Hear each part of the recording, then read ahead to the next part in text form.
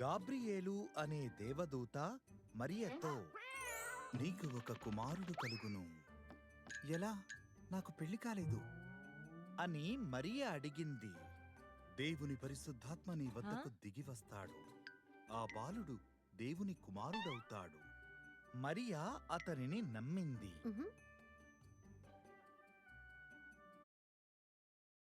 యోసేపు మరియను నిశ్చితార్థము చేసుకున్నాడు.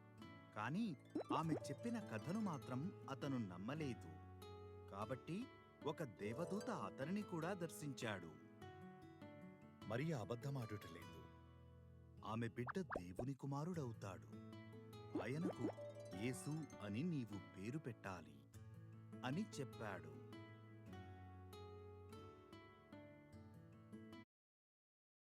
చాలా నెలలు గడిచాయి. జనాభా లెక్కల కొరకు యోసేపు స్వస్థలమైన బెత్లెహేమునకు వారు ప్రయాణమయ్యారు. ఆ సుదీర్ఘ ప్రయాణము తరువాత మరియ జన్మనివ్వడానికి సిద్ధపడింది. కాని బెత్లెహేములోని అన్ని సత్రాలు నిండిపోయాయి. కాబట్టి దేవుని కుమారుడు పశువుల పాకలో జన్మించి బట్టలతో చుట్టబడి గడ్డి పరుపు మీద పడుకోబెట్టబడ్డాడు. ఆయనకు యేసు అని పేరు పెట్టారు.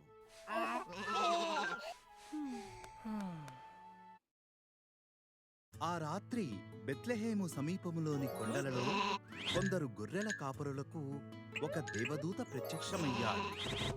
సువర్తమానం, మీ కొరకు రక్షకుడు జన్మించి ఉన్నాడు. ఆయన బెత్లెహేములో ఒక పశువుల తొట్టిలో పరుండియున్నాడు అన్నాడు దేవదూత.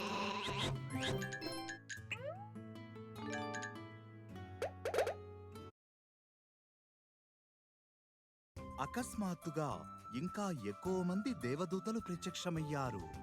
ఎంతమందంటే ఆకాశం మొత్తం నిండిపోయే అంతమంది. పరలోకములో దేవునికి స్తోత్రము అని అందరూ పాడారు. ఆయనను సంతోషపెట్టువారు ఆయన సమాధానమును పొందెదరుగాక. దేవదూతలు వెళ్లిన వెంటనే కాపరులు వేగంగా బెత్లెహేమునకు వెళ్లారు. గడ్డి పరుపు మీద పడుకున్న తమ రక్షకుడైన బాలుడిని కనుగొన్నారు. మొదటి దేవదూత ఎలా చెప్పాడో అంతా అలాగే ఉంది.